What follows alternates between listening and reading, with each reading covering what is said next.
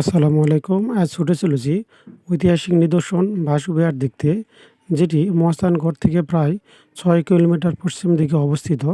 অষ্টম শতকের এক বৌদ্ধ বিহার।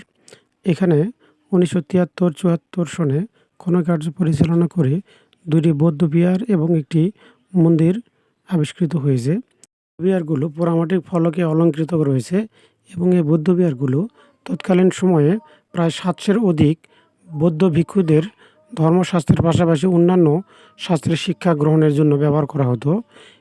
খননকালে এখান থেকে পোড়ামাটির ফলক, ব্যবহার্য মৃৎশিল্প, ঐতিহাসিক গুরুত্বপূর্ণ কিছু সিলমোহর এবং তৎকালীন ব্রোঞ্জের কিছু মূর্তি পাওয়া গেছে, যেগুলো তৎকালীন সময়ের ইতিহাসের সাক্ষ্য বহন করে।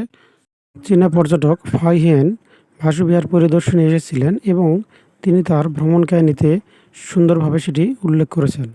এখানকার আবিষ্কৃত মন্দিরটি পোড়ামাটির ফলকে অলঙ্কৃত রয়েছে এবং প্রত্যেকটি বিহার এবং মন্দির চতুর্ভুজ আকৃতির এবং সামনে বিশাল মিলনায়তন রয়েছে। প্রতিদিন শত শত মানুষ এই বিহার এই প্রত্নতাত্ত্বিক নিদর্শন দেখার জন্য এসে থাকে। বাংলার ইতিহাস, ঐতিহ্য এবং প্রত্নতাত্ত্বিক নিদর্শন সম্পর্কে জানতে মহাস্থানে আসলে এই জায়গাটি দেখতে ভুল করবেন না।